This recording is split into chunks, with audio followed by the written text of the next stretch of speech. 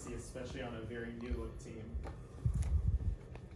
I would say for me, being at two other programs, it's just been a lot different. Like I said, like everybody knows, I mean, we have one guy in that locker room that went here last year, so we have like 15 new guys, and that's a lot different for me. I come from different programs that like has culture already in place, and kind of just coming here, we had to kind of build a culture from the ground up, and I feel like we've done a great job. I mean, I think our team gets along in the locker room, on the court and off the court. Just we have a good collaboration with each other. You mentioned building culture from the ground up. What type of culture are you guys trying to build here? At the end of the day, I think we're just trying to build a winning culture. I mean, in a brotherhood. I think, like Coach said before, I don't think there's no jealousy or selfishness going on in that locker room. And like these guys, I want the best for the guy sitting next to me, as well as like the success for myself. So I think that's how everybody's mindset is, and I think everybody just wants to get to the NCAA tournament and play late in March. So I think that's our goal. St. must mention that when Des was out, you were playing a lot of one at times, and at times in bigger lineups, you might play the five. And yeah. Obviously, there's a lot of versatility there. Was that something you sensed, like in yourself, that Moss was interested in when he was recruiting you? Do you feel like that has just kind of developed over time? Like how are you kind of stepping into that role? I think in recruitment for me, just throughout my college career has been just up and down. I mean, a lot of coaches try to place me in a position like, oh, they might think I'm like 6'4", and then I can play the 4 man. I'm too small at the 4. And they just see me in person, and I get to showcase all my skills. Like Coach said, he didn't know I could play on ball screens and play in pick and rolls and the way I passed. But I just, whatever he gives me, I just want to be on the floor. If that's the 1, 2, 3, 4, 5, I mean, I just want to be out there with those guys and just win games at the end of the day, whatever my position is, and that's all I want to do. Do you agree with the coach's description that was a pace of a 6? And can you only imagine what 7, 8, 9, 10 could feel like? Yeah, I already knew that was a pace of a 6. Yeah, we're just tired, and just because, like you said, we only have 8 guys, so I mean, 2 guys have to take extra reps every time, and I would say we usually go harder than like at the beginning of that. Beginning of the summer, we were definitely going at like a 7, 8 when we had those guys that were injured, but I mean, that's what we have every day, and we know what to expect every day, and we know what we're going to get out of Coach. And I mean, he wants us to have attitude and effort, and we can control that. So if we control that, I mean, have a good practice. Anthony, for each of you, coming from your last stops, how does Coach Musselman compare to your previous coaching staff as far as style?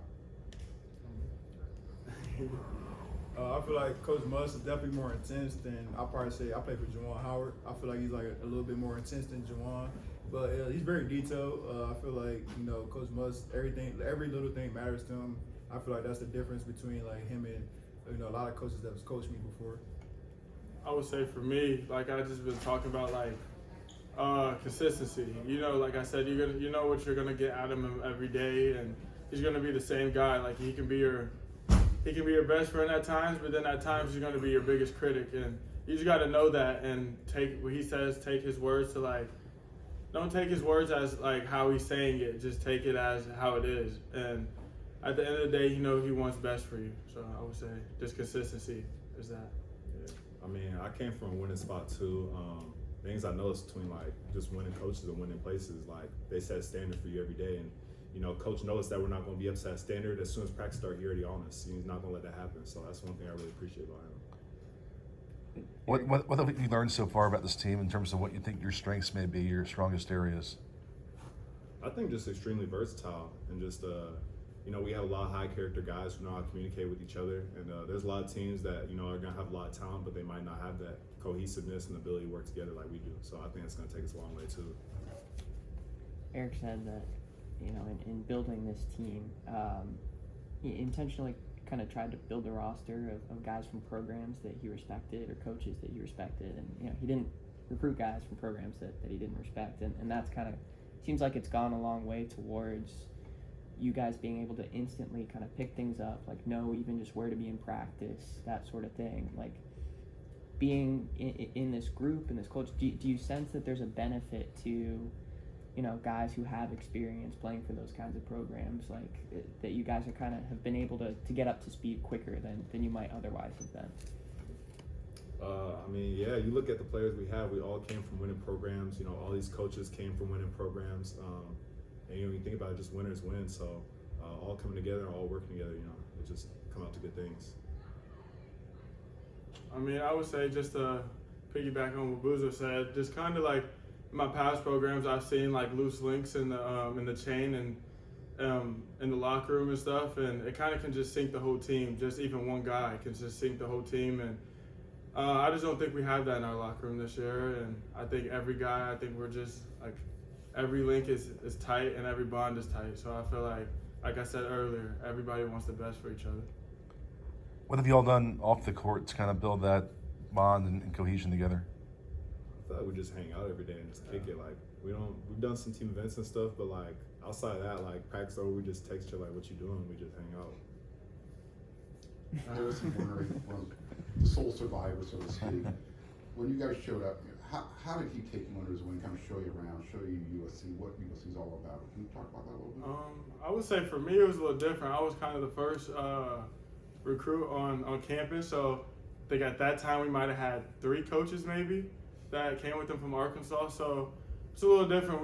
They've been here for like 3 days. So coach didn't even have a house. We were all staying at the USC's hotel, and kind of just when they were seeing stuff for the first time when I was seeing stuff. So it was pretty different for me, and it was actually my first visit I've ever taken. I was a COVID kid, so I've never got to take a visit even out of high school. And I committed to a school the first time out of the transfer portal for me. Just I knew where I was going. So it was my first visit, and kind of really after my visit, after seeing it, I kind of already knew I was going to make my decision. To answer your question too, Big Harry definitely helped a lot. Like he helped. I know when I first committed, you know, we were texting the group chat like where should we live, like things of that nature. And like Harry looked out for me and looked out for us, like where they live, where not to live. So it'd be like little stuff like that Big Harry, you know, a soul survivor, as you could say, helped with. But now he's definitely just all bought us in. He's just helping us get around. I remember I didn't know what Lil G was. He told me what Lil G was. Like it's just little stuff like that though that you know you appreciate the soul survivor. And that's why I love Big Harry, man. He's just so giving. You guys call him Big Harry? I call him Big Harry. Yeah, that's just I just remember when I first got here, like I don't know how, but I just forgot to bring some basketball shoes, and Harry just gave me some shoes to wear. So that was pretty selfless of him. I mean, that set the tone of like who he is and what our team's about. That's a great anecdote. Is it a little interesting? Like, you know, normally that's like it's like the senior guy showing the freshmen around, but it's like everyone on this team is like, you know, it's like seniors showing other seniors or upperclassmen around. Exactly. Is that a little All bit of a hanging weird? out together. Yeah. I think we got it now though, but it definitely took a minute, at least for me, for sure. Does the team have a favorite eating spot? I mean, I think he said it, Lil Lil G. G. We say Lil G every day. Right after practice, we had Lil G with it. They be so. whipping it up in there. I love Lil G. I ain't gonna lie, I love Lil G. All right, we'll bring up the next group then. Appreciate y'all. Thanks, guys. Good job.